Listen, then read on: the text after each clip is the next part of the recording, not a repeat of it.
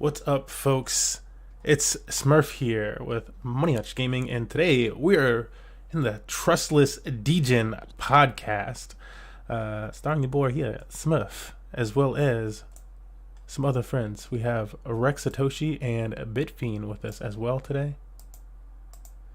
And let me get the squad up on screen for you. Yeah, today's podcast, like I say, what's it about? It's about all things Web3, all things crypto, that giant buzzword of things. I'm like, buzzword of things, thing of buzzwords. Don't know how to, buzzwords plural is what we're doing today in crypto, pretty much. So we plan to go through some of the hottest topics in crypto as far as headlines, some things that we're keeping our eyeballs on, and then we want to dive into some of those topics and just mull them over a little bit more so as a group. For me, creating this show with these guys is about being able to talk with some other people in crypto that are actually engaged currently, like often religiously in crypto. It's kind of like a release to me in that sense, where I actually get to engage with some people that are actually down there learning about it. And then I feel like the topics that we talk about are very interesting topics, and they can be very educational to anybody who's actually interested in cryptocurrency or Web3 or whatever different sector it is. So that's why we're doing this thing here today. Welcome. I'll let each of the guys, if you guys want to say hello and introduce yourselves as well. Hey y'all, I'm Rex Satoshi, and I am just trying to find the next big thing in crypto. What about you, Bitfiend? Oh, you're muted, You might be muted, buddy. Sorry about that. Yeah, my name is Bitfiend, and I have been buying the dip for years, and definitely, and always looking for an opportunity in the Web3 space. Feel that. I'm happy to have both of these fellows here with me. It's hopefully we keep this going for a long time, because I feel like we could have a really interesting journey as we evolve and as our audience evolves with this. So I want to jump into some things today. Before we dive deeper into individual conversations, there are a few titles or articles, headlines that I wanted to cover, just as some things that caught my eye during the week that I feel like that's one thing that what I like to call the normie or the muggle investors that aren't really in cryptocurrency might miss, is all the innovation happening behind the scenes. And then by the time the media is actually reporting on it, they're like, oh well, all the tokens are good. And that's true. All the at that point, if the market's taken off as bullish, all the tokens are kind of good. But there's a select number of tokens that actually have some major utility behind them and are the better, safer plays, and you're not as surprised when things pump around that token. I think an example of that would be like a compound token, or like a link or an Aave. It's like, okay, these are tokens with like serious Web3 DeFi utility, and so they're not chances of them just and they're being used. That was a difference between the 2017 bull run, 2018, and now, is that a lot of those tokens had like speculation, like Cardano had nothing working for it at that time, but now it's kind of, you can go, okay, well, which one of these is being used the most? So kind of my reason why I'm bringing up this list today.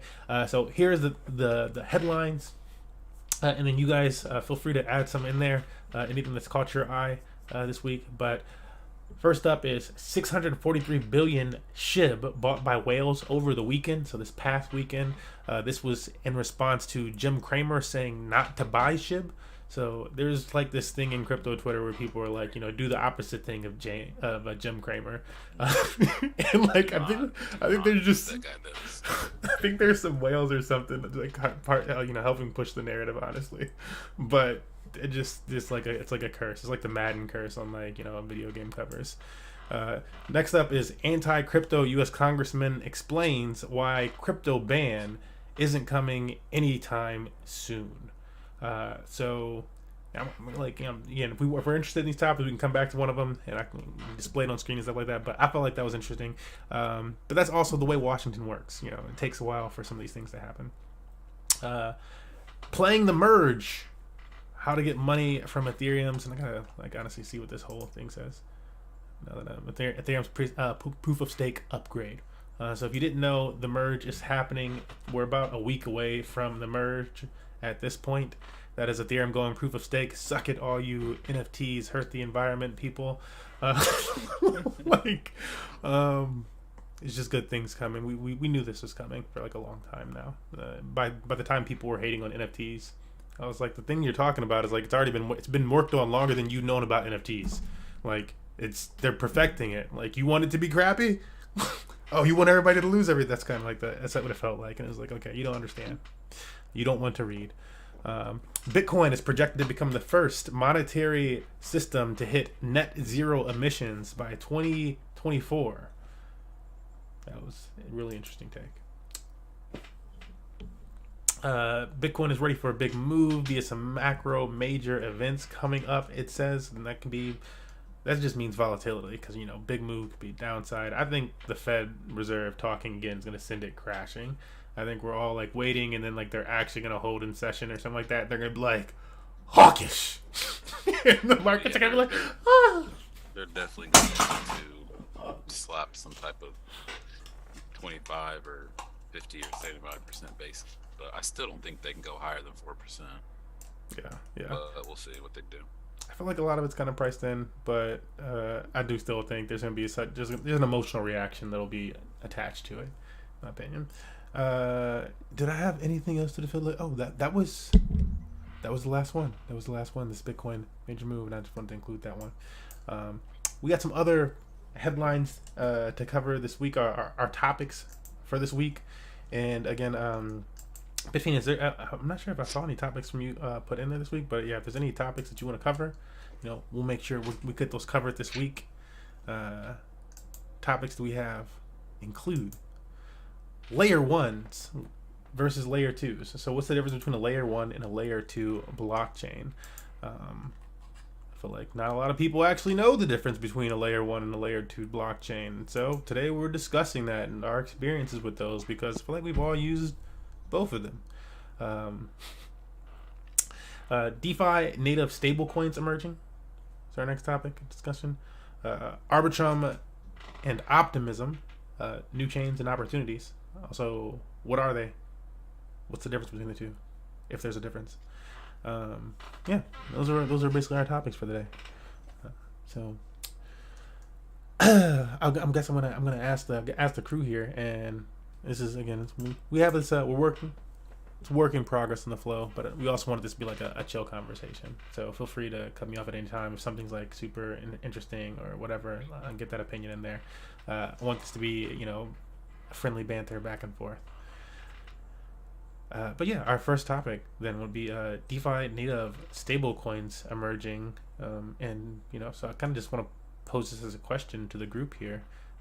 What's your experience with DeFi stablecoins, like stablecoins that came from the blockchain? If you have any experience with those at all, or just stablecoins in general. Shoot. Yeah, I have some experience. Well, I mean, not too much experience, but the only actual stablecoin that I use that isn't USDC is DAI, and DAI is backed by the Maker protocol. Other than that, I don't really have much experience with stablecoins. I honestly don't do much of that. Like, obviously it's just backed by a dollar, and I usually end up buying the dip before I can hold on to any stablecoin anyways. I'm weary and skeptical about a lot of the tokenized or native stablecoins, especially after the Luna Classic fiasco. So it's hard for me to fully trust just any old stablecoin, but they are definitely needed. What about you? I definitely prefer the more popular stable coins with higher market caps. Yeah. I do not. I don't even trust those, to be honest with you. Like, you have to be careful with them, um, because the way that they market what is backing them is kind of um, like they mislead people a lot. For instance, like USDC is like they say it's backed by US dollar, or they said it was, but it's really backed by like treasury bonds. So I mean, yes, you can swap those treasury bonds for cash, but the price of those bonds fluctuates. Um, and so that's USDC. And recently on Coinbase, they removed the backed by USDC tag, and I imagine it's just because it was a misrepresentation of what was going on. USDT, I think they say they have a reserve of cash, but no one has actually seen what the levels is of their reserves. No one knows, where it's at. And then you have BUSD, which I haven't heard that it's backed by any type of reserve or anything. But to be honest, that's the one where I have most of my stuff in is BUSD. Yeah. And something pretty interesting is that Binance is going to delist USDC. Essentially, they are going to make it to where when you deposit your USDC, it automatically gets transferred to BUSD. And so they're removing all the USDC, well, most of the USDC pairs. Let me see, there's a list somewhere. I can't find it, but like, USDC, Cardano, USDC, XRP, they're not gonna allow you to trade in USDC anymore after I think the 29th. So here's that list: ADA, USDC, Atom, USDC, BNB, or EOS, Link. Like, so I imagine that they're doing that to cook their books, make the volume of BUSD go up. And I wanna be naive and say that maybe they're trying to go around the blacklisting of USDC, but that's just wishful thinking on my part. I don't really believe that, but I would hope so. Yeah. I think it'd probably be a little bit of both, to be honest, because USDC is like ran by Coinbase and it's super like centralized for the most part, and they're actually, at least last I heard, they're working on, in order to even send USDC, you have to provide the name of the person whose wallet you're sending it to. And they are moving towards some shit like that, where even when you have your stuff shit. on, so even if you have stuff on Coinbase and you go to send it, it literally requires you, not now, but from what I've heard, they're going to require you to provide the name of the person that you're sending it to. So that is so wild to me. It's very much a regulated stable coin, obviously created by Coinbase. I mean, it's not that much different from BUSD, because BUSD is obviously made by Binance, and they're like in partnership with Paxos, and it's regulated by the New York State Department of Financial Services, and that's BUSD. So I mean, they're all pretty much regulated. I just don't know how much freedom Binance has, since they're not technically headquartered in the United States. Yeah, I wanted to make some distinctions too, because I love what you guys are touching upon. But just to clarify too, I feel like there's two different things. One was that I feel like we mentioned a bunch of centralized stablecoins, basically. So not to say that there weren't stablecoins, but like kind of like you were just alluding to at the end there, is they have centralized bodies attached to them. And like the first one though that you started with, DAI. That would be actually a decentralized stable coin. And I mean, for the most part, I use USDC when I'm like swiping my card on Coinbase or whatever, because I don't really care about that. But when it comes to the blockchain, I don't use USDC at all, and I would be inclined, at least in DeFi, I really don't use stable coins. but if I was to, it would be DAI. It's the one that I would trust most. And again, I'd like to point out that it's an Ethereum-based stablecoin whose issuance and development is managed by the Maker Protocol and the Maker DAO autonomous organization. So I think it's pretty legit considering the price movement of Maker. Yeah. I have to agree with that. I definitely think that DAI is probably there was a decentralized one that I would use, it would probably be DAI, just because it's the one that's been out there the longest. And you mentioned like Tether. Sorry, you mentioned Tether like not actually disclosing how much or what they're backed by or whatever. They've always had issues, and I mean I've never actually trusted or used Tether. But like, clearly, what company is Tether like backed by? Is that Alameda? No, I think it's Bitfinex. I think Bitfinex is the one who made USDT. Well, it was made by Brock Pierce, Reeve Collins, and Craig Sellers. I'm not sure who those. The interesting thing to me about the Binance thing is that they didn't mention USDT at all. So they're gonna delist auto-convert USDC, which is the US dollar stablecoin that Circle is doing. They delisted USDP, which is the Paxos dollar, and True USD, TUSD, but they didn't mention Tether at all, which is wild to me. Tether said that they're not blacklisting the Tornado Cash wallets until they get like a direct order to do it. Yeah, it makes me wonder like what the borders are, and that's more so why I was asking like who is running like USDT. It's like what are the borders for each of these stablecoin projects? You know, whether it's China or Singapore or the United States or like what specifically is the region of that stablecoin's bank or entity, which would decide some of their like how much pressure they're feeling from something like a United States legislation to do whatever the heck.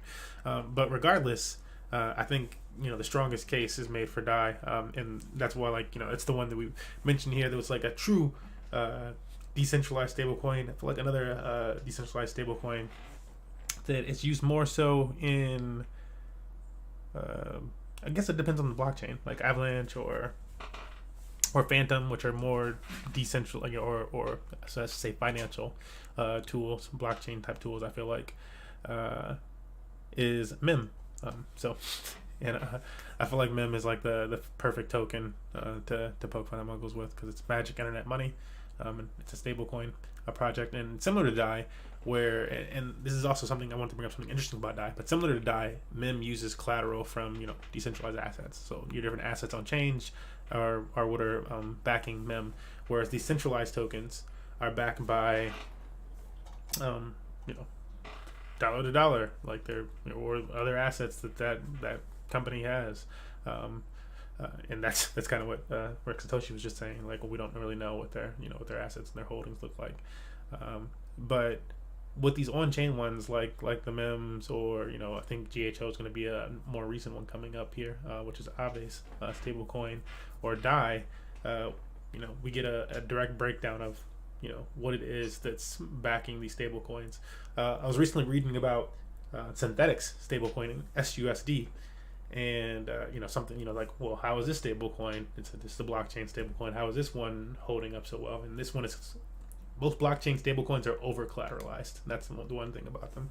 And so you see that a lot if you're like using a money market, like borrowing and lending protocol. So like Binance Smart Chain, like Venus swap or IO. I don't think it's a swap. It's just Venus IO. But you use Venus if you want to long the market, I guess, or if you want to short the market, or avoid taxes by only taking out money that you borrowed. But it's a borrowing and lending marketplace, and I think that's just like a good example of one on Binance Smart Chain that's kind of doing that. But I kind of lost my place. Where are you going to blind trends? Um, I remember seeing Magic Internet Money when it was like under a penny. For MIM? I could have sworn I'm like, maybe I think you're referring to their token, since they have like the token from MIM, and like I forgot what's that for a second there, but the token for there's MIM itself, which is the stable coin, Magic Internet Money, and then there's its governance token, I believe, is the purpose of a spell token. But spell token is the other token that you get for basically staking and participating in that protocol, the Abracadabra protocol. Like spell token, actual spell. Yeah, it's called spell on Coinbase. Yeah. No shit. Oh yeah, I farmed a lot of. Son. I farmed a lot of spell. I bought a lot of spell. Yeah, but yeah, that's where you like it's from MIM, and that whole collateralized So system. MIM works with spell. Yeah, MIM produce spell. What? Spell is new. Why isn't that mentioned anywhere? Oh, it is mentioned at some. I'm like Okay. What? Why? I gotta get on the I didn't- Coinbase. But yeah, that's like That, like now that I think of it, that's how I found out about Magic Internet Money. It's just been a while, because it's freaking so memey. yeah, it's so funny to me. It's such a good title. Bruh. Yeah, I mean, so many of these tokens are like that though. Like again, like but Oh yeah, there's another one. but they over collateralize, and that's when we're in a world where we were just talking about these other centralized projects where the hands are up. We don't know what the actual collateral backing these tokens is truly, or in the case of I believe Luna was mentioned earlier, which is that's not even the same as these ones again, because these ones are over collateralized stable coins from the blockchain, so they have actual collateral coming in. So if it's if you need not $1, you need 150, and so that's how these ones work. But Luna was an algorithmic stablecoin, and like my experience with algorithmic stablecoins, and I feel like we're all learning in DeFi, like what works the best, what needs a little bit more help, or this or that for it to survive, because there's a lot of experimentation. Algorithmic stablecoins by and by had the hardest time. All of the collateralized back stablecoins, like if they did have something that depegged it, could pretty quickly like they regain peg. Algorithmic stablecoins, however, if there was like a large market downturn on like, and I've been in tons of algorithmic stablecoin projects, but if there was like a large market shift in either direction, like it went up, and that's great for people. People don't think, but then like if it went up that easily and it didn't like balance itself out or stop printing, whatever the hell, maybe the exact same thing could happen in the opposite direction, and you get that experience, and investors leave, and it kind of drains the project. But they just like traditionally didn't really work like that, so you can't really be that surprised when it's another algorithmic stablecoin project that's not working. I will give the hat to not just like poop on all algorithmic stablecoin projects. USDD's are surviving so far, which is the Tron backed one, but Tron has like a lot of liquidity in their DAO. And then also the biggest one that was making waves on crypto Twitter recently this week was Frax. So Frax opened up their own money marketplace, borrowing and lending. I think it's called Frax Lend. And there's a recent learning. I'm like, oh, the Frax token, I believe, is a algorithmic stablecoin token, which is fascinating to me because Frax is a large share of the market, and like that's it's fascinating and it's scary, but it's fascinating. But yeah, they've just done so many different things to actually back it, and I think this borrowing and lending marketplace is like one of those things to, these other algorithmic stablecoins didn't have that. I don't believe something else they could kind of interject funds in these situations. They just relied on like the bonds. They're like, oh, we'll buy our bonds when the price crashed. That's a lot of opium for a project that's not a government, like but yeah. Let me bring up this article really quickly while we're on algorithmic stablecoins before we pass through, which was a pretty interesting article about these stablecoins appearing on the blockchain, or is that what I'm going to call them? Just I guess the emergence is a good word for it. The emergence of all these different stablecoins, blockchain-based stablecoins specifically.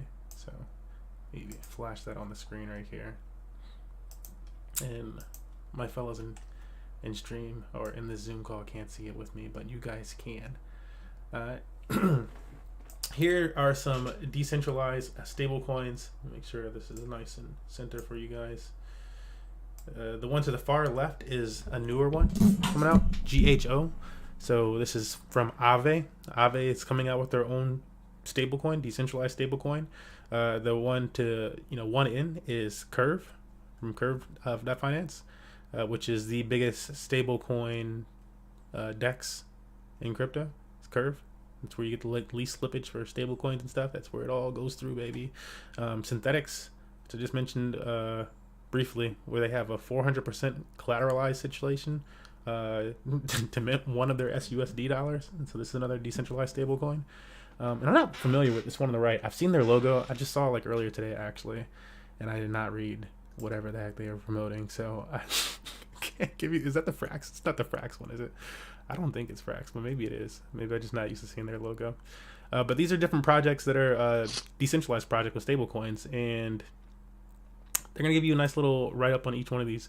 What I wanted to point out was, here we go, this definition of what is a decentralized stablecoin before we go into last thoughts here and wrap this topic up. But it is that there is no official definition for a protocol native stablecoin.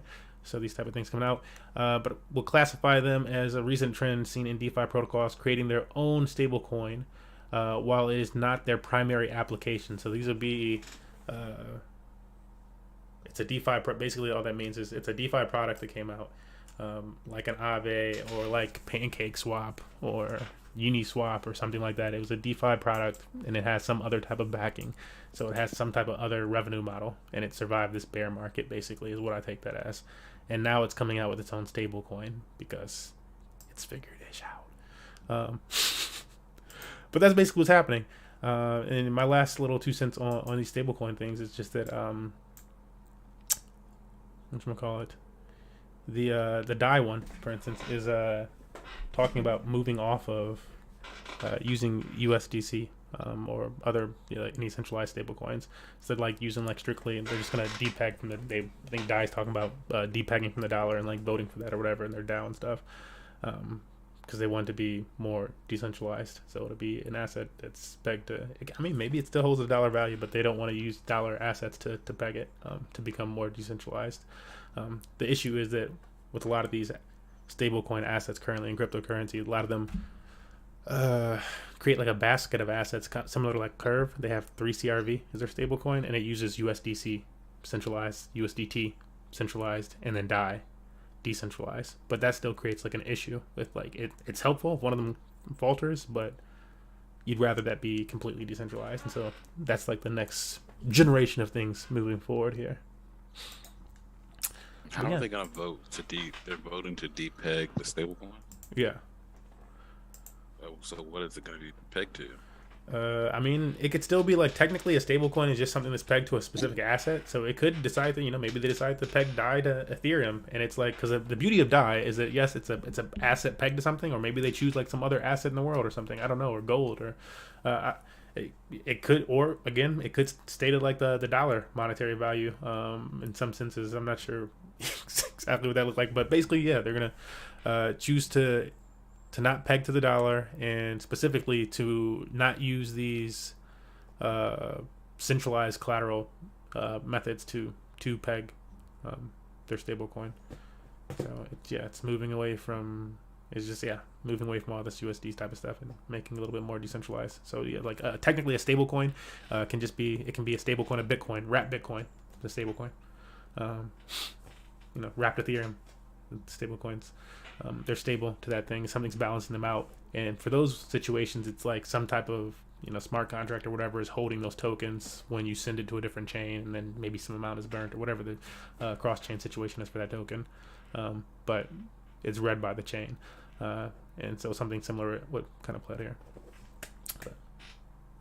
But yeah, I think it's fascinating. I'm like to see it go to ETH. It's a yield-bearing stablecoin, so you get interest from it. So like, forget it.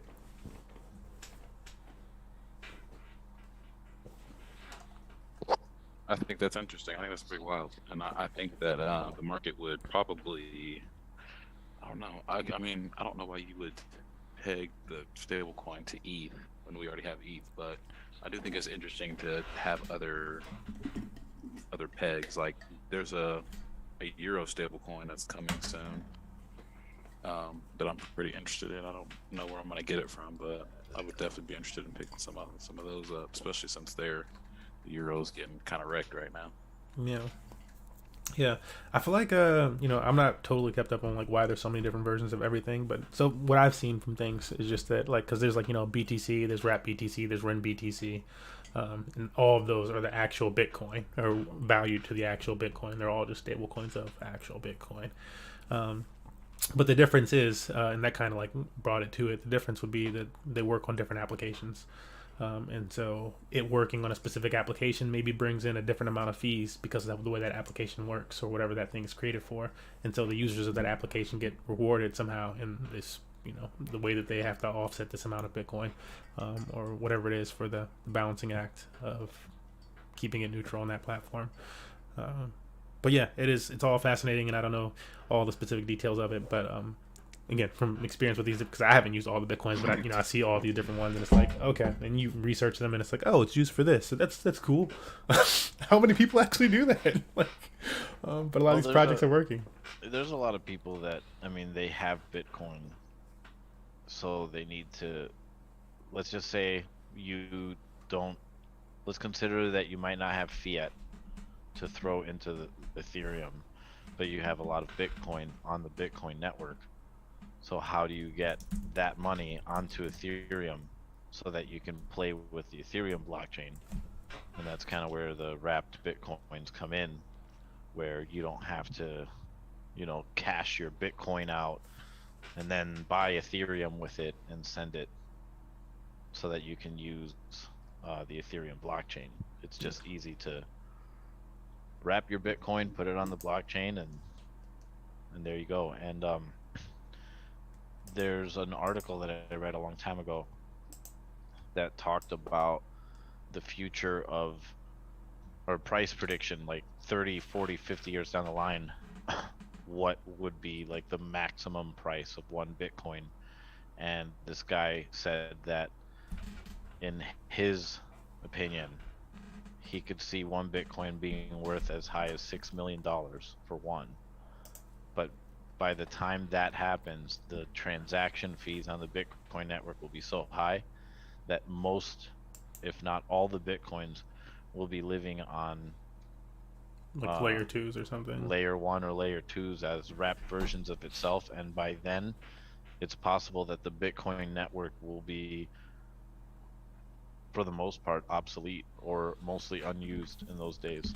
Well, again, this is like kind of like the reason why I believe that a blockchain, like, if governments do get too restrictive on any one blockchain that has like that much mass appeal, like a Bitcoin type of situation, there's nothing stopping the network from forking and giving people the exact same supply on another blockchain. And like, how long does it take? Kind of like the congressman's point that article that I pointed out earlier. It takes them a long time to make a decision and do something. So Bitcoin forks and becomes another blockchain. There's a bunch of naysayers that are like, no, this and that, because we know what happens when Bitcoin forks.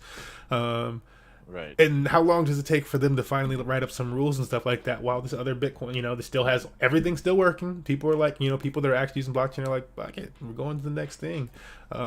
They gave me all my value over on this thing.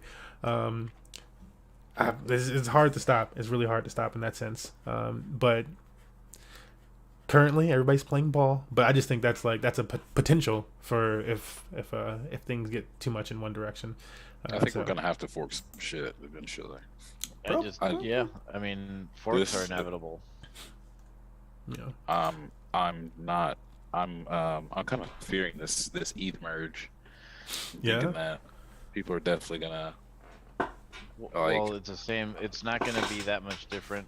We're going to have basically a new ETH Classic, is what I'm thinking. A lot of people are weary about this too, but there's going to be a large group of people that don't want Vitalik to make decisions for their blockchain anymore. Mm-hmm. And so they are going to stay behind with Ethereum. Now, Ethereum work. Yeah. The now proof of work. I'm okay with that because all my ETH is about to double. Yeah. Yeah. So, I don't know what I'm gonna do though. But Vitalik knows what he's doing. Here's my question That's with all things. I gotta say. My question, like, and maybe you know the answer to this, was that, to my understanding, like, yes, there's the merge coming up, and I guess, like, I don't know if we need to use anything different. I guess I know all the apps are supposed to port over and whatnot, so that's supposed to be seamless. But to your point of like the double tokens, and if there's, I guess there would probably be no difference in address. So my real question is like, if you this proof of work party that's coming out of things, and their idea to fork Ethereum, and I'm just like, what does that mean then in that sense? I guess our tokens would all be the same, but well, yeah, because so then the real fork is, excuse me, proof of work is going to turn in like seamlessly to proof of stake, and then this proof of work project basically just comes up and they fork it, and that's where we keep all I guess copy everything, like a Snapchat happens at some point, I imagine, or something, and we have all those same assets then on this proof of work chain. But it's supposed to be said that the proof of work chain will not have the capability to run like a lot of these dApps, and well, not anymore, is what I was a lot of, well, I mean, anybody who, I guess for the sake of an easy term, ETH maxis are going to go with the merge. And that would include a massive majority of dApps and smart contracts where the proof of work stuff is going to be mostly abandoned. And then, so you're not going to be able to, like, if a project isn't staying with the ETH fork, like, it's not going to be the same for tokens as it is for ETH. You know what I mean? Yeah, and I guess a large part of that comes to, like, depending on the scale of the project that refuses to stay behind. Because, like, if an Aave or something doesn't, or a Compound, these, like, make up what is Ethereum right now, Uniswap, like, it's like, you're like, oh. Oh, yeah, and they're going for the merge for sure. And I can say that I could almost... I, for one, personally don't want a merge, not a merge. I want the merge. I don't want a fork, and I would prefer that we didn't get a fork. And I also have a feeling that we might not even get one, in the sense that miners are going to ETH Classic. But it was the same person who which I can't remember. I think it's Bitcoin Silver. The person who like forked Bitcoin into Bitcoin Silver is like who's kind of leading. Is he the okay? Yeah, well, he's like leading this thing, and he's like determined. Like maybe he won't, but like he seems determined. My thing is with it, I'm like, because similar to you, I'm like, I get multiple tokens. I remember having these multiple versions of Bitcoin back in the day, but now I'm like, is there going to be a bridge? And what does that do? Because if you have, for one, for the most part, the proof of work fork will be equivalent in value for like what I would consider the first minute and a half to a day. Yeah. So, and I can almost guarantee it's going to fucking crash. Oh, it's gonna be ugly. Like you've never seen it crash before, and that's just because anybody who is a part of the fork and can double their ETH, they're cashing that old ETH out immediately, right, to get the new ETH and stake it. I mean, that's my exact question. Like, is there going to be a bridge? Is there a bridge? How do I get my Ethereum off of proof of work immediately and go somewhere else? Well, let's just. I would hope they didn't do one. Yeah, I don't know how that would even work personally, because, I'm even thinking of like, oh well, you can just send it to your Exodus wallet and then do a swap. Well, Exodus is on top of the merge, so you're not doing a swap on Exodus. So I don't think I just it's gonna be a bloodbath. Yeah, for sure. And one of the forks is gonna crash, the other one is not. And I mean, just imagine anybody who stays with the proof of work fork, and then within a year you see that ETH down to ETH Classic prices. I mean, it's gonna be a bloodbath, and proof of work is, for the most part, outdated in today's day and age. And everybody wants to go green, and you know, the amount of electricity that one viral Instagram video takes up is insane. But people want to talk about the electricity that cryptos make. Oh yeah, So, seriously.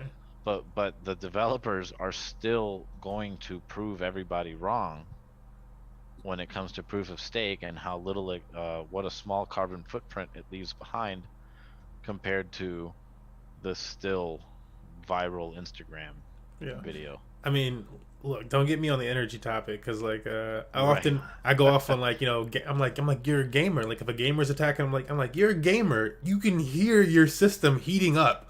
Oh yeah. Heating your room. Exactly. You can hear it making the sound of a miner in your room right now. Or like you're an art, it'll be like somebody who's like, oh well, NFT art is bad and ruining the environment. I'm like, you're an acrylic paint artist. You're using acrylics. Stop it. Do you know how much goes to, like, there's tons of energy that goes into just making your dang paint. Oh Not yeah. to mention where it comes from. Did you know that Now children are mining imagine- that stuff out for your stuff? Did you know Imagine that? an acrylic artist that does a canvas painting, Yeah, and a painting canvas. in Oh my God. in acrylic paint, and then turns it into an NFT. Yeah, and then wait, but then they need to sell it. They need to sell it via a website, and then they need Right. oh, it's just there's just so many layers. my to like the, my daughter paints with acrylic paint, and I actually turn her paintings into NFTs. and this is So it's kind of funny that you said that. And I have to be totally. I have nothing against artists, but it's a great argument for anybody, because like I see the value in art in different forms, but it's a great argument to like. And I play video games. I was playing video games right before I started, but it's a great argument to anybody who's trying to make that energy argument about NFTs or about Web3 or whatever. And it's like you're using so much energy yourself, and truthfully, a lot of this technology is about decreasing that footprint as much as possible. So all for like the creativity of using, turning that acrylic art, especially into an NFT. I think that's a genius thing, especially for somebody like imagine fairly young. Like look at you go. It reminds me of Eric Wilson and what he does for his son. But yeah. Just wanted to clarify. I'm like nothing against those things. But the argument is so outdated. So outdated. While we're on the energy topic, let me switch our topic really quickly. And I wanted to talk about layer. We were kind of already alluding to it, but it was layer 2s. So I guess my first questions to you guys will be, layer 1s and layer 2s, and what your experience is on both of these situations. Before we dive into it, I know I just said that, and then I'm like, one more thing, my Jackie Chan Adventures thing, if anybody's a fan out there. But before we dive into it, I want to give you guys the description of what is a layer 1 and what is a layer 2 blockchain, for anybody who's new to these concepts, or maybe you just don't totally know. But a layer 1 is that individual token's blockchain. This is the token of that blockchain that is like, it's like a Binance Smart Chain is actually a layer 1 situation. A layer 2, and it uses like that token, so they're using that token to do interactions. Ethereum is a layer 1, so everybody knows Ethereum layer 1. A layer 2 is dependent on that layer 1. And so, and in terms of Ethereum, and this is also why, because we're going to go into Arbitrum and Optimism, these other layer 2 solutions and stuff like that, and there's IMX. But the reason why all these chains are still dependent on Ethereum, why they want to be dependent on Ethereum versus starting up their own individual chain, is due to the security that you get from a more decentralized protocol. And so you get a certain level of security from Ethereum, which is why Ethereum is so powerful, which is why Bitcoin is so dang powerful, due to a certain level of security from these chains versus a newer chain that might not have that same technology working for it, or might have fewer nodes or whatever the validator system is, but it's just fewer checks.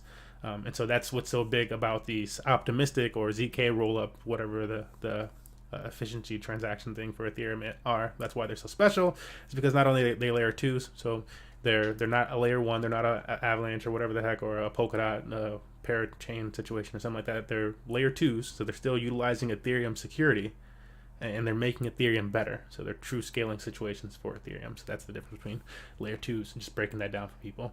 So layer 1, using its own token for interacting, stuff like that, its own blockchain. Doge is also a layer 1. Bitcoin is layer 1. Layer 2 of Bitcoin would be like the Lightning Network. So just trying to give you guys something to work with there. But yeah, and to you guys, what is your experience with layer 1s or layer 2 blockchains? If any of that was new. Well, my experience with layer 1s is basically, I mean, we got Ethereum. So I've used Tron. I've used Solana. But I feel like, so would you guys agree that most layer 2s are only on Ethereum? Well, I guess, you know what, I just noticed that Bitcoin has Lightning Network, which is technically layer 2. Okay, true. The majority, yes, though. You know, the vast majority. Like, I feel like most things are set up for that Ethereum situation. Even Dogecoin, which I've been talking about lately, the Doge chain situation. And again, not official from Dogecoin team because they suck and don't understand blockchain technology. But even that's not a true layer 2 solution for Dogecoin. It's actually on like an addition to the Polygon chain, which is a layer 2 solution for Ethereum. So even that's not like truly like a layer 2 solution. Most layer 2s, and in that sense, it's still connected to Ethereum somehow because it's using this wrapped Doge that came from that ecosystem. So that's how powerful Ethereum is. Most things, like you were saying, are connected to Ethereum somehow. Yeah, that's why I'm so bullish on Ethereum. I mean, I've pretty much messed with a lot of the layer 1s, AVAX, Solana, Tron, ETH. I guess technically Hive is probably a layer 1 too, because it's its own blockchain. I like the layer 2s because I understand, but the it's some of these blockchains don't even need a layer 2. I'm not sure if Hive would need a layer 2, for example. Solana feels centralized to me, so I haven't really messed with it a lot. But for the most part, when it comes to smart contract blockchains, whether it's Polygon or ETH or Binance Smart Chain or AVAX, they pretty much all function the same. So if you know how to use one, then you can pretty much use them all. Yeah, I'd say most of the layer 2s that I've even messed with are all on Ethereum. Ethereum is a very powerful blockchain. Yeah, a lot of people are sleeping on Ethereum because they're just learning what Bitcoin is. You say Ethereum to it, what? I didn't know what Bitcoin was, and it's like, wow, like.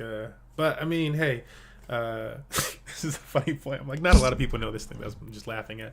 But recently, I found out my partner doesn't know. She didn't know, like, what McAfee software was or anything like that. I'm like, I feel like everybody knows because I was like, there's a John McAfee documentary on Netflix now. And I was like, oh, John McAfee documentary, that's got to be crazy interesting. And she's like, who's John McAfee? And I'm like, how are we together? But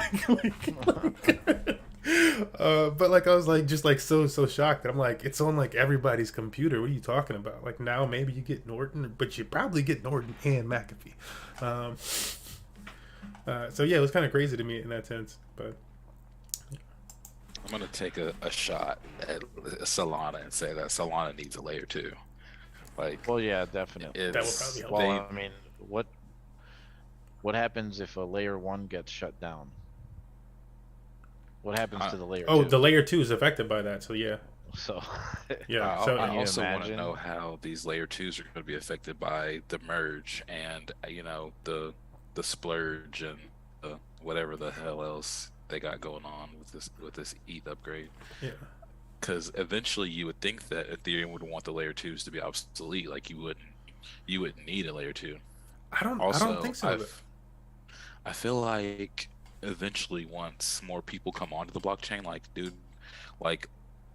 I don't know, this might be an unpopular opinion, but like, say if the users of like the blockchain addresses like doubled overnight, like I don't feel like we would be able to scale that. Like I feel like with layer 2s it would help. Like I feel like with layer 2s, it would be great. But like I feel like blockchains like Solana, like if their active wallets doubled, like that would be a nightmare because Well, we've seen I that don't. happen on blockchains like Harmony. Like if you were ever on Harmony blockchain with like, and they just struggled with, with scaling. It was a scaling problem in the nodes, and like, yeah, just they struggle. Yeah, they definitely had issues. But that's like that was in the middle of the bull run, and I mean, there's just a swarm of people that were bouncing from blockchain to blockchain looking for that next opportunity, Yeah. and it was in the hundreds of thousands probably. I feel like we have a lot of scaling stuff that we need to figure out before like the mass adoption bull run happens. I mean, I think my favorite layer 2 is just Binance Smart Chain, just because it was kind of one of the first ones, and it's just so easy to use. Love. Binance Smart Chain to layer 2. It's at layer 1 actually. Yeah, because I thought it was a fork. It's a direct fork of ETH. Yeah, yeah. Binance Smart Chain is actually. I thought it was layer 2 type, but I'm like, oh, okay, that's also makes sense. Nope, it's a layer 1. Yeah. So yeah, Binance Smart Chain is also actually layer 1, but it is similar to. How is it a low? I need to look this up. Yeah. It's a fork of Ethereum. So yeah, it's compatible with the EVM machine though, and so that's like also a thing. Is like how we get these wrap tokens and whatnot. And that actually kind of leads us into our next topic, just to keep this thing going, which is Arbitrum and optimism. Actually, two of the last things that you guys touched on led us perfectly into this next topic. Because you were like, we were talking about chains becoming unscalable with hundreds of thousands of people or more. Big changes to that happening, and what happens other than those people joining the network? What happens when they all start making transactions, or they want to trade like crazy because like, oh, they made a mistake, and they, like when I first got on Ethereum, like, oh, I want to get in this pool, but I bought the wrong token. But then like, what happens when there's hundreds of thousands or millions of people doing some type of mistake like that, and everything's cheap, so you just keep doing it. Which we have to look forward to on these scaling solutions. Well, the answer to all that mischief and chaos that I just spoke about is roll-ups. So whether that's an optimistic roll-up or a ZK roll-up, it's roll-ups. That's Ethereum's solution to this. And I can't remember which one of you it is now. I think maybe it was Rex Satoshi was talking about, wonder how things get after the merge with these layer 2s. And I am really curious about these layer 2s after the merge because these roll-up situations, specifically like with the Arbitrum situation or the optimism situation. And actually, full disclosure, I have to get on both of these blockchains. I'm so late. I missed out on the optimism airdrop, and then I got depressed. Not really depressed, but like blockchain depressed. I missed out on an opportunity. And now I'm like, I got to get on the Arbitrum airdrop. And if I miss this Arbitrum airdrop, look, I missed the Uniswap airdrop by like 8 hours. I'm not trying to miss another airdrop. So Dude. Trying to get on Arbitrum and learn both of these. Airdrop saved my neck, like motherfucker, bro. Bro, I missed it by so few hours. It was actually painful. I'm like, I could have just done that. I could have just woke up in the morning and done it. And I'd have made the snapshot. I remember looking it up and just being like, ooh. But yeah, I'm interested on like how all these roll-up chains work after the merge, because they're already making things cheaper. Like Ethereum is supposed to, not after the merge, have cheaper gas fees and whatnot, and like I think more so forget the scalability issues that it corrects later on. But a lot of these things are being fixed after the purge or splurge or whatever the heck thing is. And also, that being said, the way that Vitalik explained it is he's like, oh, people are saying that they're like stages, but actually they all kind of happen at once. And so looking, and need to look more into that. There was like a large thread that I needed to read to get all the detail about that. The fact that it could happen like that, or it could happen kind of more fanned out ish, which was also the same thing with like, what they said to us with Ethereum initially. We needed so much ETH to be staked. But yeah, I'm really interested to see what that does on these layer 2 solutions, specifically these optimistic ones, which is our next topic, optimism and Arbitrum. So yeah, I'll start with you guys. With Bitfiend, and yeah, do you know about optimism, Arbitrum, like or should I?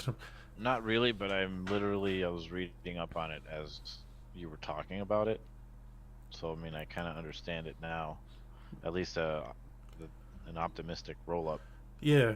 Can you give us a breakdown of what you learned about optimistic rollups? Like nothing is wrong. 'Cause, like I'm here to support you regardless, and I might have to read things, look things up too, anyways. So. Yeah, y'all just blew my mind telling me that Binance Smart Chain was a layer 1. Like, I was like, what the fuck? Yep. So there's two main types of rollups: an optimistic and a ZK rollup, which is also known as a zero knowledge rollup. And the benefit of either is they cut down transaction costs considerably. The idea is that instead of waiting and paying for each transaction to process independently on ETH, many transactions are recorded on the layer 2 chain and then rolled up into a single transaction that is then fed back to the more expensive, slower blockchain. By doing this, the cost of that one transaction on ETH is split across all the users that perform transactions on the layer 2. So an optimistic rollup is weird to me so far, because it's the name is exactly what it sounds like, because it optimistically assumes that all the transactions contained are valid. So as a result, the rollup is quick because it assumes everything's correct. The network doesn't confirm anything. And then the drawback is that it usually takes about a week to officially withdraw your funds from popular networks like Optimism or Arbitrum. And if there's an invalid or fraudulent transaction, you usually have about a week to contest it. So like having to monitor a blockchain like that, I'm not sure about that. I'd rather just pay my own transaction fee, to be honest. And I've paid transaction fees recently as low as like $1.78 on ETH. So but it is getting better. And I feel like this is the other thing for that, is that Ethereum's definitely going to become, like, for big boys. Like, again, I can't harp on enough. Like, if Ethereum, like, cause let's picture this. Like, Ethereum become, like, right now, what do we have? Ethereum at $5,000. And when it was around $5,000 or so, we were seeing, what was like the highest we'd see gas prices be, like a few $100. Sometimes it could be $200 or something like that. Oh, yeah. Dude, when NFTs were getting minted every fucking day, I minted I minted like 10 NFTs during a mint, and I believe I paid $800 in gas fees. Yeah, so like that's ridiculous, right? But that's just small end of things, because Ethereum's supposed to get deflationary, and if more and more people get on the network, and then there's a certain amount of sell pressure and whatever the heck, right? Like, what happens, like, if less people are, like, in the fees don't necessarily get that much cheaper on layer 1, so more people are going to layer 2. So Ethereum has this big utility. It's truly becoming this Web3 internet like provider type situation, and the cost of Ethereum skyrockets as it gets more deflation. Like, I'm like, what happens when there's less Ethereum than there are Bitcoin? Like, the market, like, if something like that were to happen. Yeah. But, like, regardless of that being the case, just the fact that it's becoming deflationary and so many people are using it, and we get this value appreciation on Ethereum. What happens when Ethereum's, when Bitcoin is $100,000 or more, and Ethereum touches 50,000, 20,000 even? That's 4x more. 28,000, and I'm like, that's not, like, impossible for Ethereum. So at a 4x of what we already saw from Ethereum's high, like that, those NFTs on layer 1, like, and again, that's supposed to be fixed sum, but, like, what about if it's fixed sum? And it's like, yeah, it shaved off 800, but it's still $4,000 if you wanted to do that. I'm like, I can see, like, a future like that coming for Ethereum, which pushes people, other than, like, bank level, I am the lending borrowing protocol, and we need to set up shop on layer 1, and then we move everything over to these layer 2s where it's way more efficient, and it can take some time to move your money out of one side because we got the money on the other side if we need, type of situation, but they come from blockchain. I can see it being used on that level where it's only efficient for the biggest level of money anyways. Yeah, for the most part. Yeah. You're not wrong. My only experience with Arbitrum or Optimism was probably a couple months before they dropped. My guys were like, you guys probably want to, I don't know, there was some certain criteria they wanted you to do. And then, no, it was after they dropped. It was like, go on bridge some ETH over to Optimism or Arbitrum, and I think I only did Optimism, and it was like, you if you do that, you might get an airdrop, and then eventually when the airdrop came, I just sold it for maybe like $1,200 or something, but I haven't seen anything over there that's really interesting to really go on there and mess with besides like staking or something like that. Yeah.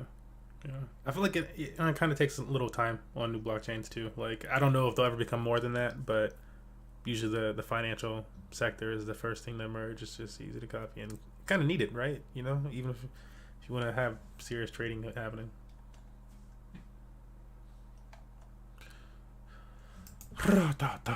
But yeah, like my experience with Arbitrum and Optimism is again finito. I need to actually get over there. Other than reading about them, one other thing that I would mention between Arbitrum and Optimism that I keep, I dive in and try to read a little bit more each day. Cause I feel like there's the same thing with the merge. There's a lot of information to digest.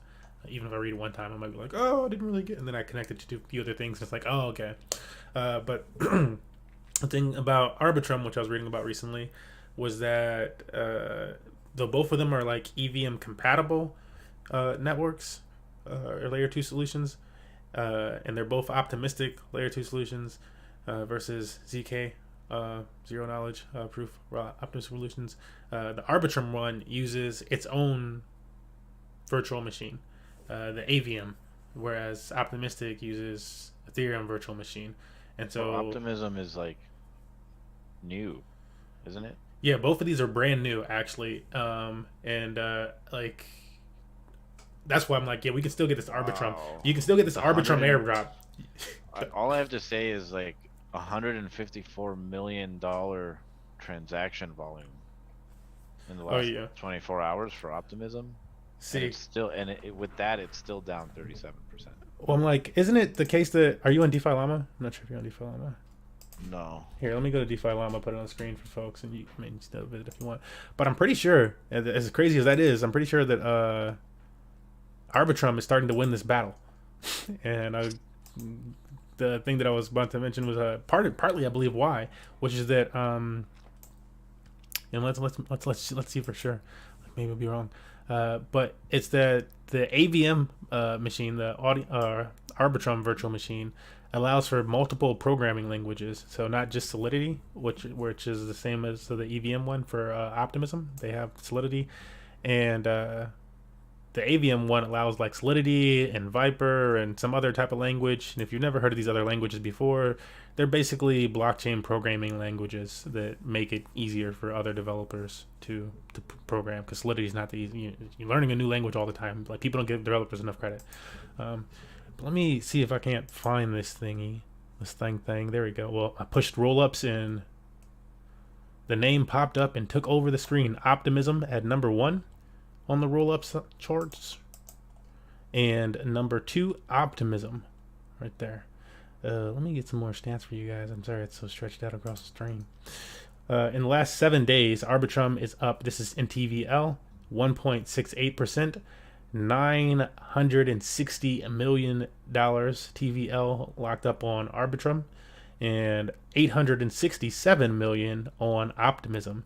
Again, these are so fresh that like Arbitrum, like just recent, I think it was like an unpause or whatever, but it's like as early as like this August. So these are things from like July, August. You were not late to these things actually launched. Like, that was the thing too. When I was reading about them, I'm like, I've heard about Arbitrum and Optimism for like over a year now. But I'm like, whatever. And then I was like, oh, I've not been using them. So I'm like, oh, they're just launching. Oh, it's funny. So yeah, you can actually get the Arbitrum airdrop, or potentially, if there's to be an airdrop for Arbitrum. They have an Odyssey program happening. And so to do that, let me pop this back up on screen. This is actually some alpha that I wasn't sure I was going to share today, but I'm sharing it. It's called guild.xyz, and I'll show you guys the website, guild.xyz, which is a new free I guess, website that a lot of blockchain projects are using. And so also this is like a place to go for some alpha. If you want to find out projects that are still building in this bear market, go to guild.xyz, because you'll find a bunch of different blockchain projects that are actually trying to pull people into their communities and building right now in the bear market. That's some true alpha that I wasn't planning on sharing. Didn't think about it like that, but I'm like, actually, nah, this is kind of the hotness. So this is just a place where basically projects can confirm that you've done some type of activity on chain or whatever have you. So like follow their Twitter or like own this NFT or have this many tokens of something like that. This is where these projects can do that on guild.xyz, and you see all these different blockchains that it tracks information from. So if I were to explore guilds, they have Arbitrum right here, and they have this program that they're calling their Odyssey program. And feel free to explore that page for other projects and stuff like that, because they probably, a lot of them, they might have airdrops and stuff. But yeah, if you compete in this Odyssey thing, you're technically an Arbonaut, and that's what people are speculating is the way to get access to this airdrop. So there's a bunch of different ways to do it. You can own an NFT, as I said, own a certain percentage of whatever token. That's a very small percent right there. Interact with certain dApps. But this is the new hotness. This is an example of how to get that airdrop from what we learned so far. So just sharing it with folks. I got a quick question.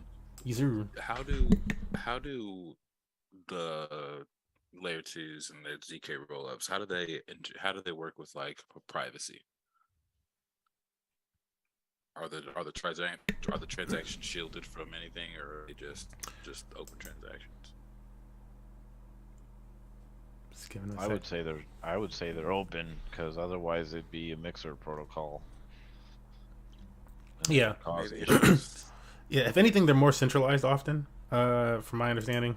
It depends on, I guess they can be, they can be different. They can be run different ways. But usually it's like a tighter pool of like validators or nodes or whatever the system is. The consensus mechanism of getting that stuff off is usually a little bit tighter than you would see on a layer 1.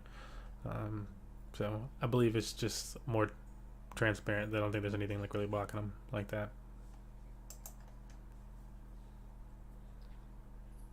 It'd be like looking for like who's hiding the transaction in like a body of 6 people versus 100,000 people. Like the 100,000 people will be more secure. Yeah, 6 people is gonna be like way easier. You know who's doing it. You know who's got all the control here. You know who can shut off. Oh, this happened. Well, it's because of these 6. So that's kind of like my understanding of it. But reading every day. We'll have here. Oh, that was the last topic, really. Yeah, so the notes topics, we kind of run to our end of topics for the day. Rex Satoshi's kind of sitting back, like I feel like you're like for like the last like 30 minutes or so, you just keep being like, the heck.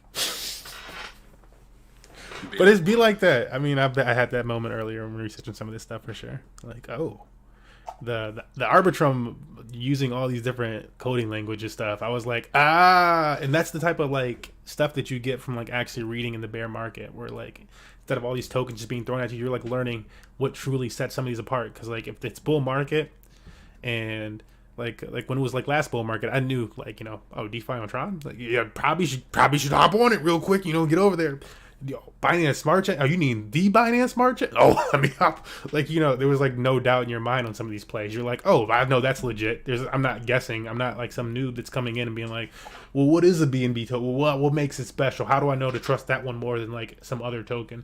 And it's like, well, BNB go from like nothing, like just $1 to $40 over the years, and then the bull run came, and I'm like, damn, I should probably buy some BNB.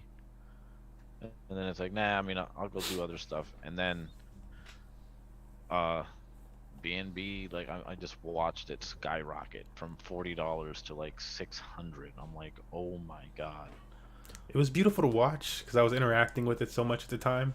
But yeah. I feel similar to you, where I took notice of BNB last bear market.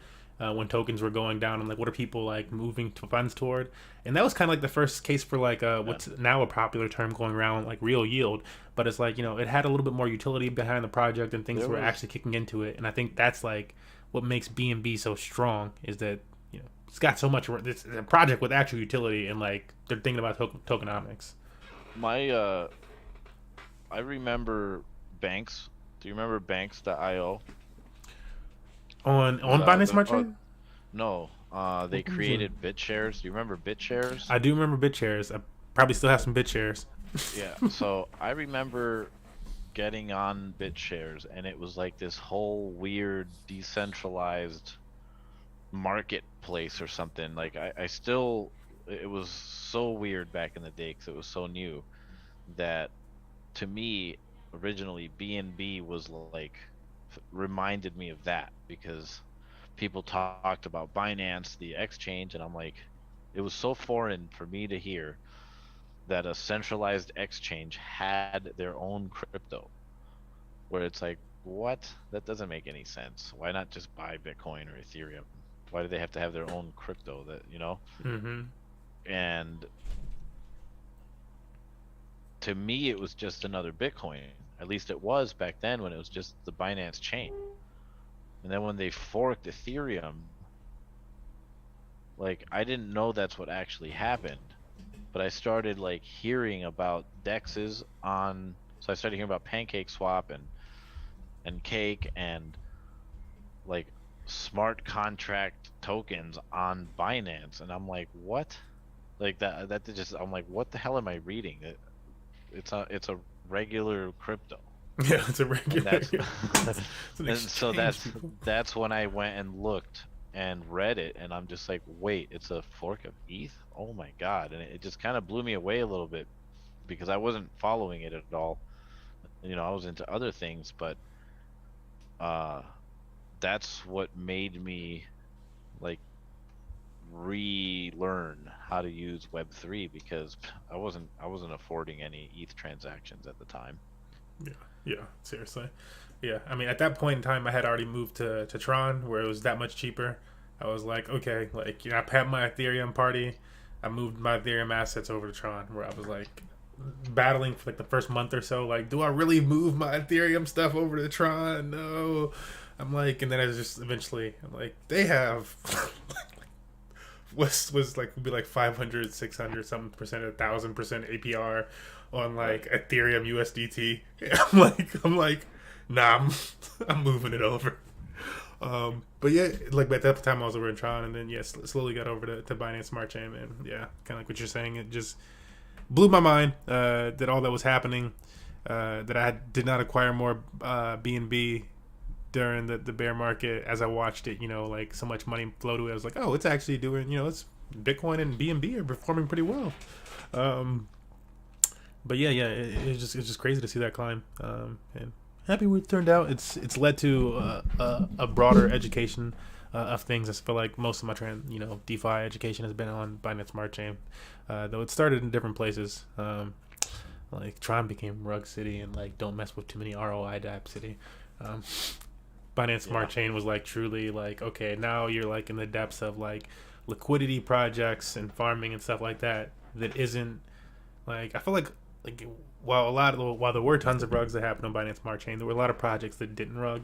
They just had bad tokenomics, like just bad economics around the project, and just like no true utility behind it or something like that. And it was a good place to like learn a lot of this stuff as somebody early on blockchain. And that's again why I'm constantly like, oh yeah, if you missed out on Binance Smart Chain and stuff like that, check out Dogechain, because it's a great place. If you're gonna learn, that's a great place to do it. Oh, I had a source here actually, which was that this is one of the, I forgot to put those articles over here. It was the Doge. I'm not sure if you guys heard about this. The Dogechain founder was offered some manhis. He was offered. Let me see how much it says this is. All right, here we go. From the Bitcoinist. Let me put this on screen for a stream.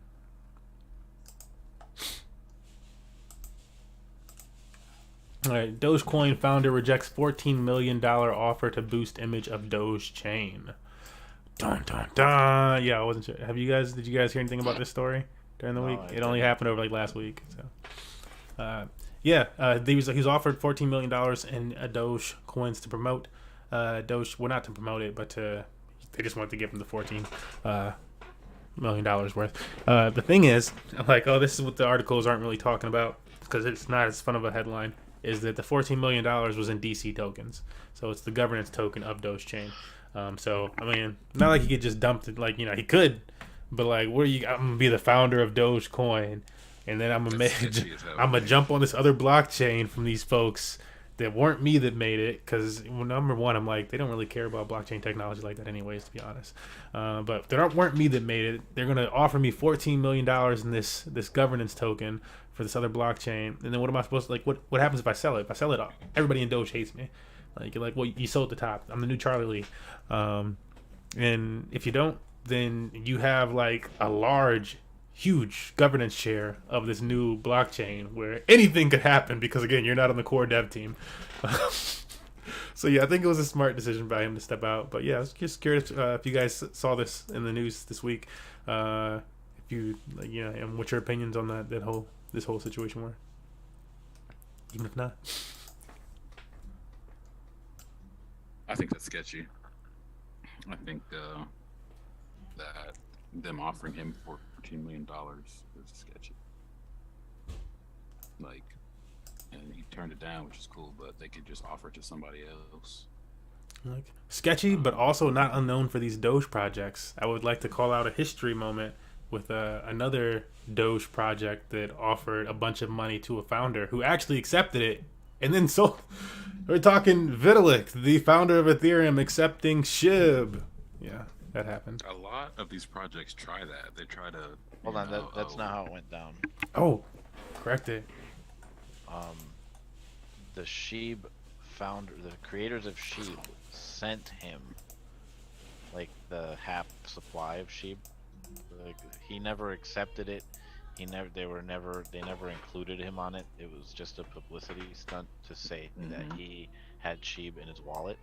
But it was also a burning mechanism because they knew that he wasn't going to screw his, like, they trusted him not to screw them over, basically.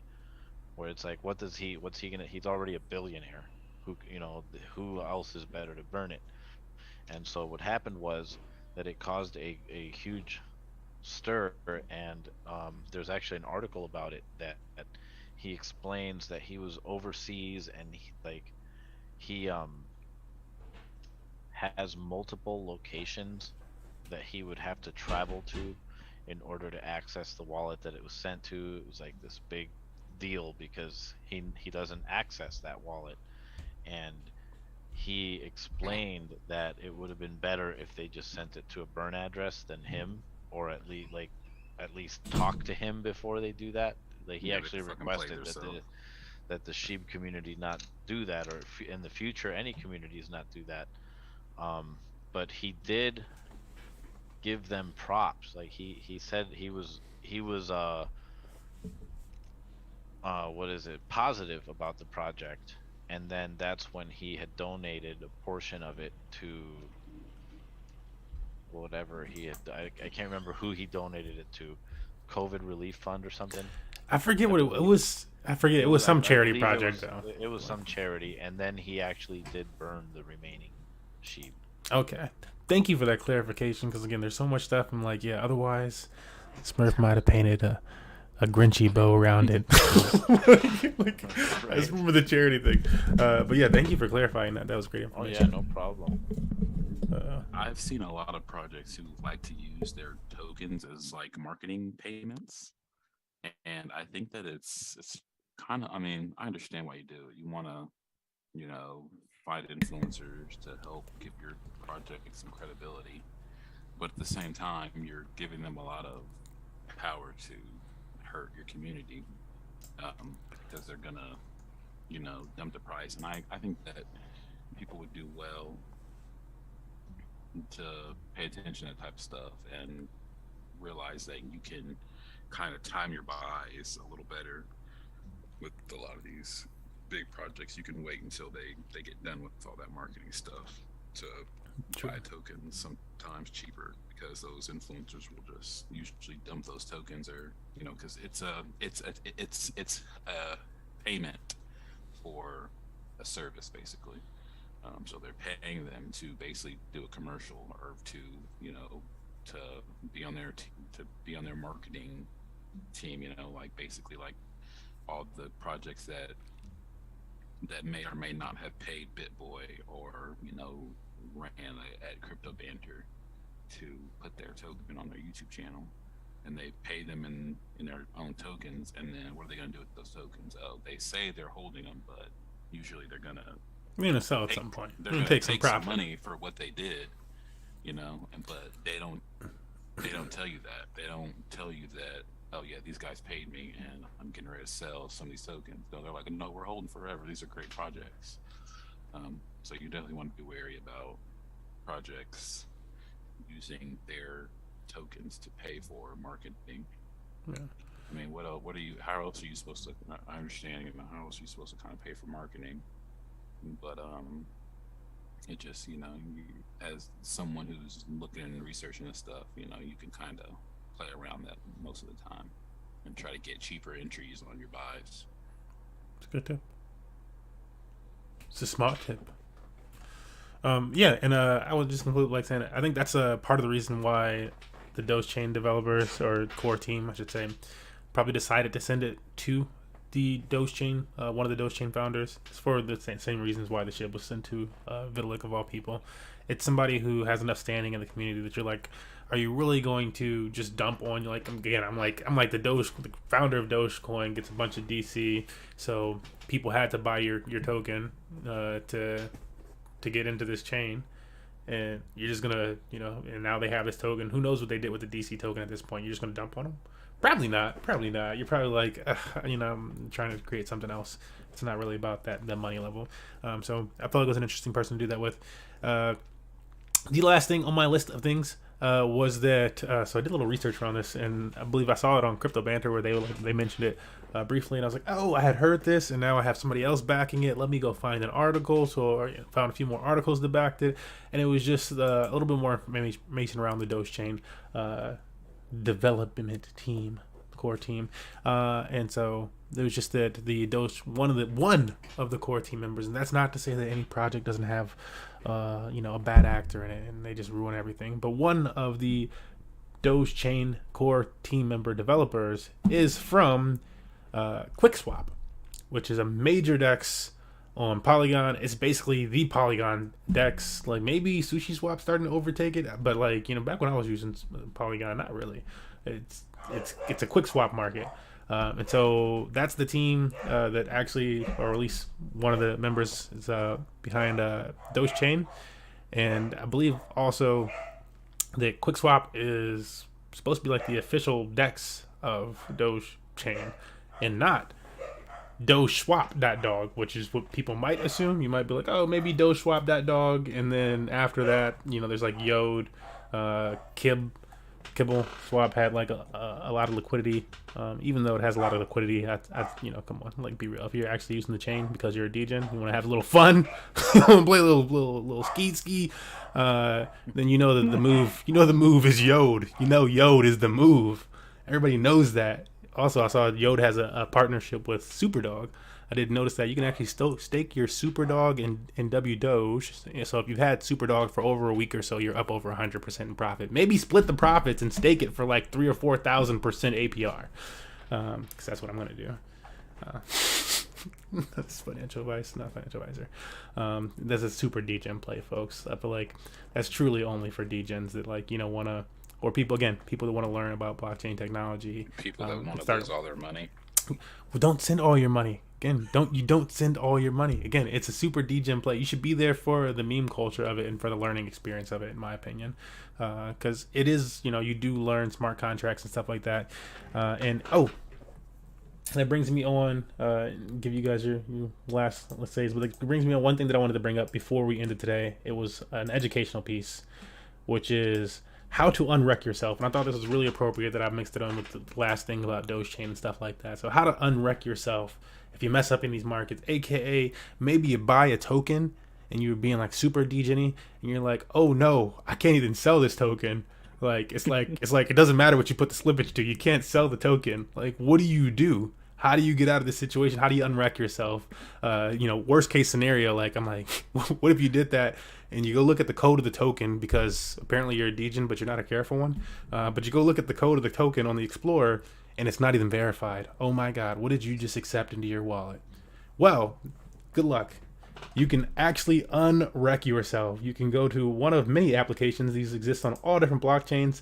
But the website that I like to use for websites is app.unwrecked. And so I'm going to put that on screen for you guys just so you can see what it looks like. It's app.unwrecked.net. That is the official one. Also, never click on, like, if you see something at the top of the screen and it's an advertisement, don't click on the ad one. Scroll down until you find the link that you were looking for. Don't click on the ad. But here it goes. It does Doge Chain now. And so this is a place that you can go and you can remove access to smart contracts. So this is one of the websites. I think DBank actually has a link to something else that does this. If you use DBank for tracking your portfolio or anything like that. Binance Smart Chain now in their Explorer. If you actually look for it, you can find one of these tools as well. And then app.beefy.finance for anybody who's used to yield aggregators. They also have a tool on that platform now as well that will allow you to do this. So all you basically do is you connect your wallet, and I can't because it's not technically connected to anything. You connect your wallet, it then loads up all the smart contracts that you've given permission to, and you go through the list and you find that one and you remove it. You say unapprove permission, and you'll pay the little whatever gas fees is on that blockchain, and you'll remove permission for that smart contract to interact with your wallet. And that is how you unwreck yourself. You try to be safe, because even if you see like a malicious transaction or something like that happen, it could be because of a token or something like that you gave access to. Like if you know that you didn't give out access to your account or whatever, and you don't think it's like your seed phrase has been stolen, it could be something like that that's happening. That might be why you're being drained.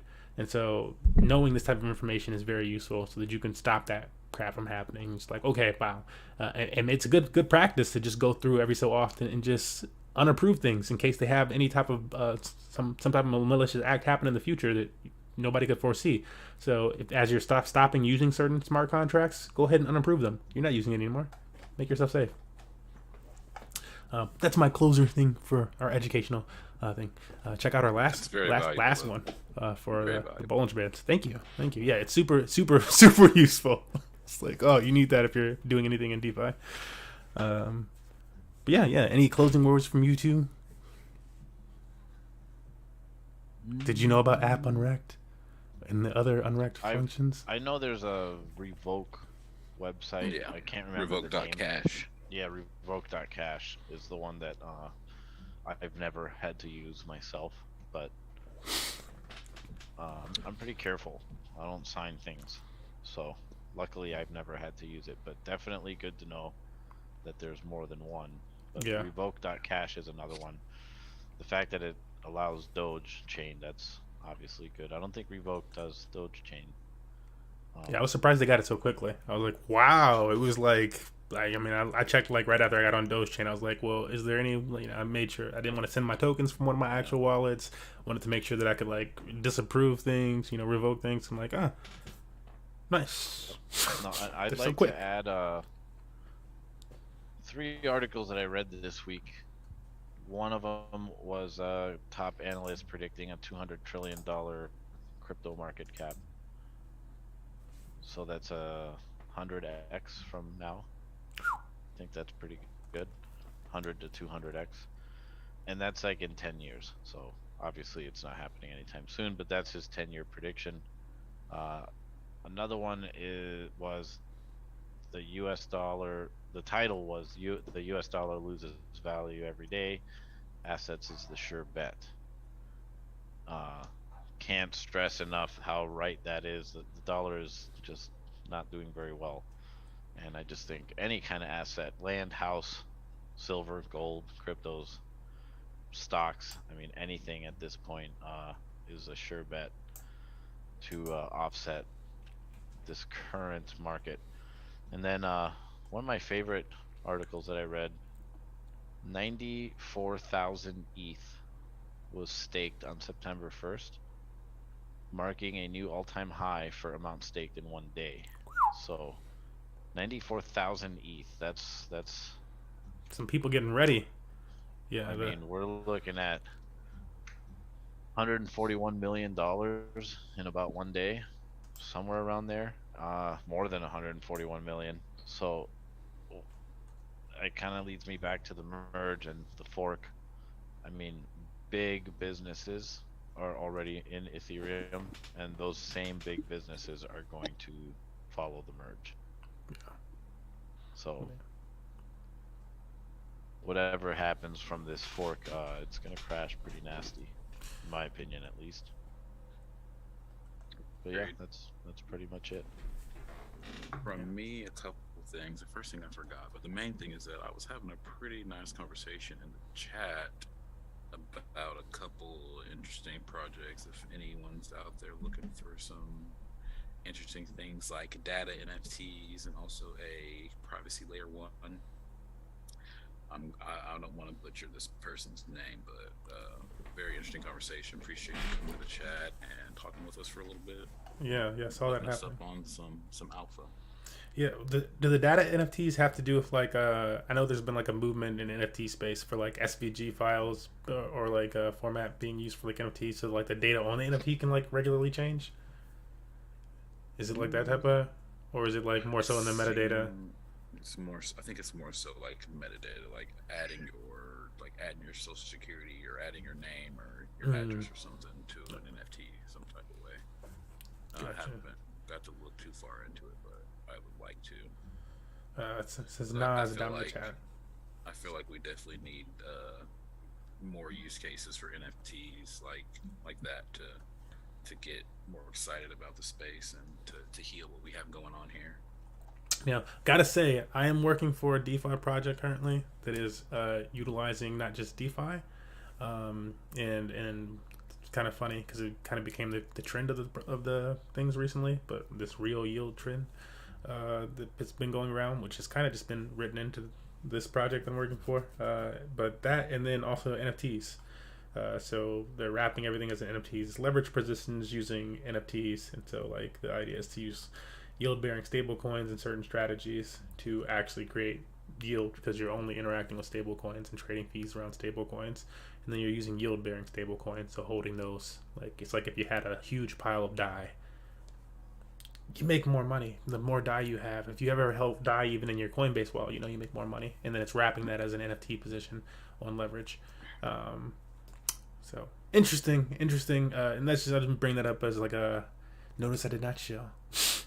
But bringing that up as like a direction of things heading, like where the space is heading, and that's why I decided to work with them, because I was like, oh, I'm actually interested in that. I feel like that's the direction that I've been saying that on like my different live streams for a while, where I like yield bearing NFTs is the way to go. If it's not games, it's actually used. And I'm like, oh shit, you're using data and yield. Okay, let's go. I want to see where that ends. Oh man, but yeah, the NFT space definitely needs more use cases, and I'm excited to see where it's heading. I'm excited to see everything Web3 and crypto is heading. It's been an exciting run, I think. Pretty great. And it's never too late to jump in. Don't jump in when you see a $1 billion Bitcoin or something like that. I mean, maybe still jump in. I don't know. I can't get financial advice. I'm a trustless Degen. But yeah, that's it from me. Unless you guys have anything else, we're gonna wrap it up. Yeah, that was a good topics. I liked it. Nice. All right, folks. We're gonna close it down today. Thank you for joining us. I've been trying to do this every Wednesday, so tune back in next week. We got some more topics for you, and if you watched this and you enjoyed it, wherever you found it, feel free to leave some suggestions for things that you'd like covered more in depth or next week. See you in the next one.